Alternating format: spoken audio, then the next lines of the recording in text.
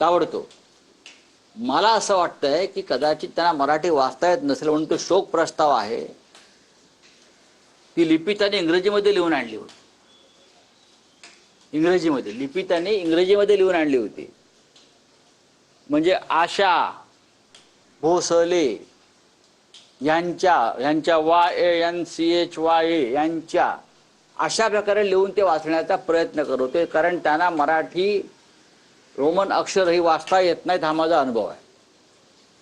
अशी व्यक्ती तुम्ही विधानसभा अध्यक्षपदावर बसता आणि मुख्यमंत्री छातीवर हात ठेवून सांगतात की महाराष्ट्रात सक्ती फक्त मराठीचीच. रिक्षावाल्यांना आपण मारतो मराठी येत नाही म्हणून, मग यांना मारायचं का? रिक्षावाल्यांना मारतो, दुकानाच्या पाट्या मराठी पाहिजे असे कायदे करतो, मराठी तरुणांना नोकऱ्या द्या सांगतो, मग यांना मराठीशिवाय विधानसभा अध्यक्षपदाची नोकरी कोणी दिली? ज्यांना मराठी येत नाही त्यांना विधानसभा अध्यक्षपदाची घटनात्मक नोकरी दिली कोणी? ताबडतोब त्यांच्यावर कारवाई नाही, त्यांना त्यांच्या पदावरून दूर केलं पाहिजे. हा मराठीचा अपमान, हा छत्रपती शिवाजी महाराजांच्या भाषेचा अपमान. तसं असेल जर तुम्ही ह्यांना पाठबळ देणार असाल या नार्वेकरांना, जे नार्वेकर नसून नॉर्वेकर आहेत, नॉर्वे नॉर्वे तिकडे त्यांच्या प्रॉपर्टी असतील म्हणून ते नॉर्वेकर झाले. नॉर्वेकर युरोपमधले.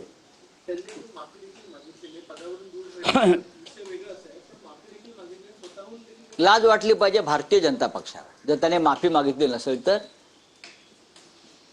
मराठीचा जे त्याने दशावतार, वस्त्रहरण, धिंडवडे काढले नॉर्वेकरांनी, त्याबद्दल जर त्यांना अजून माफी मागण्याची सुबुद्धी सुचली नसेल तर राज्याच्या मुख्यमंत्र्यांनी त्यांच्या वतीनं माफी मागावी. महाराष्ट्राचे मुख्यमंत्री आहेत ना, मराठी राज्याचे मुख्यमंत्री आहेत, तर नॉर्वेकरांच्या वतीनं आधी मुख्यमंत्र्यांनी माफी मागावी. राऊतसाहेब, भाजप एक दावा नेहमी करते की मराठी भाषेला अभिजात भाषेचा दर्जा आम्ही दिला आणि त्या अभिजात भाषेचा कळलं ना का दावा करणाऱ्या विधानसभा अध्यक्षांची ही स्थिती आहे. हो, पण मी तेच तर म्हणतोय ना, हे ढोंग किती आहे. मराठीला अभिजात भाषेचा दर्जा दिला असं ते म्हणतात कागदावर, पण अजून त्याचं काय इथे खाली उतरल्याचं दिसत नाही ना. मंगलप्रभात लोढा करा, मग विधानसभेचे अध्यक्ष त्यांना करा ना. मंगलप्रभात लोढा आहेत, अजून काही आहेत, बिल्डर आहेत त्यांचे काही. काल अंबादास दानवेने उल्लेख केला तिकडे, त्यांनाच करून टाका विधानसभेचे अध्यक्ष. हा भेळ खाल्लेलाच कागद होता. हा मराठीच्या कागदावर भेळ खाऊन तो वाचायचा. ज्यांना मराठीच येत नाही, वाचता येत नाही, बोलता येत नाही, विचार करता येत नाही मराठीमध्ये, ते या महाराष्ट्र राज्याच्या विधानसभा अध्यक्षपदाच्या खुर्चीवर त्यांना भाजपनं बसवलेला आहे. हा 106 मराठी हुतात्म्यांचा अपमान आहे. महाराष्ट्राच्या मुख्यमंत्र्यांनी याच्यावरती खुलासा केला पाहिजे आणि माफी मागायला पाहिजे. विरोधी पक्ष काय करतोय हा माझ्या पुढे प्रश्न आहे. मी जर असतो त्या विधानसभेत तर मला जामवंतराव धोटेचं स्मरण करून मी पेपरवेट फेकून मारला असता त्या दिशेनं. मी जर तिथे असतो, माझ्यासारखे अजून 10 लोक असते, तर जामवंतराव धोटेचं स्मरण करून मराठीचा अपमान करणाऱ्या व्यक्तीविरुद्ध मी तिथेच एक तर जोडा काढला असता किंवा पेपरवेट फेकून मारला असता. मराठी भाषेचा अपमान महाराष्ट्राच्या विधानसभेत, विधिमंडळात लाजा वाटला पाहिजे. मुख्यमंत्र्यांनी ताबडतोब त्याच्यावरती माफी मागितली पाहिजे. कारण माफी हा शब्द त्यांना आता इंग्रजीमध्ये लिहून द्यावा लागेल विधानसभा अध्यक्षांना. त्याला माफी कळत नाही काय ते. मी काय म्हणतोय, मी कोणावरती आक्षेप घेत नाही, मी माझ्या भावना सांगतोय. मी तिथे असतो तर जामवंतराव धोट्यांप्रमाणे पेपरवेट उचलून मराठीचा अपमान करणाऱ्या व्यक्तीच्या दिशेने तो भिरकावला असता आणि माझा निषेध व्यक्त केला असता. त्या विषयावर मी बोललो आता. आणखी एक शिंदेच्या बद्दल काही बोललात का? कारण काल शिंदे सभागृहात असं म्हणाले की एक झटका आता दिलाय, अजून अनेक झटके देणार आहे. हो, त्यांचं हलाल करू आम्ही. मग काय झटके आणि काय हलाल? कसले झटके, कसले हलाल? सत्तेवर ना खाली उतरा.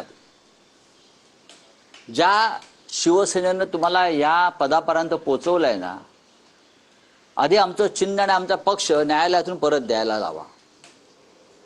न्याय व्यवस्था विकत घेऊन तुमची दादागिरी सुरू आहे का? ही दादागिरी जी आहे ही पोलिसांना माफियासारखा त्यांचा वापर करून, ईडी सीबीआयचा माफियासारखा वापर करून तुम्ही ही दादागिरी करता. ज्या दिवशी तुमच्याकडे हे नसेल त्या दिवशी तुम्ही ही भाषा आम्हाला करून दाखवा. सत्तेच्या जोरावर आणि पोलिसांच्या बळावर बरं का एखादा नपुसंक सुद्धा स्वतःला मर्द झाल्याचा आव आणून दाखव. लक्षात ठेव. काय म्हणालो मी? एखादा नपुसंक असतो ना, तो सुद्धा मी मर्द आहे हे मोठ्या मोठ्याने ओरडून सांगतो. पण जेव्हा तुमच्याकडे सत्ता नसेल, ही अमित शहानी दिलेली पदं नसतील, ही पोलिसांच्या मदतीनं उभी राहिलेली माफियागिरी नसेल, माफियांची कवच कुंडलं नसतील खाकी वर्दीतल्या आणि ईडीच्या, तेव्हा तुम्ही ही भाषा करून दाखवा. हे मी तुम्हाला वारंवार आव्हान देतो आहे. मला माहिती आहेत कोण किती पाण्यात आहेत, कोण किती भयमुक्त आहेत. हे सगळे एक नंबरचे डरपोक आहेत म्हणून पळून गेले. मला माहिती आहे. चला, धन्यवाद.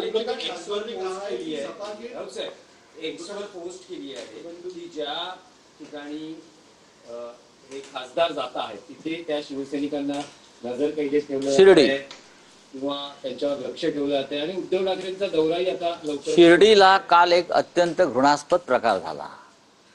हे जे गद्दार खासदार आहेत, जे 50-75 कोटीला विकले गेले, भाऊ वागचौरे नावाचे, बरं का, भाऊ वागचौरे त्याचं नाव, ते शिर्डीला त्यांना यायचं होतं. अनेक दिवस ते एक तर शिर्डीत नाहीच आहे, मतदारसंघातच नाही आहे, म्हणून रस्तेच बंद करून टाकले पोलिसांनी. काय भीती?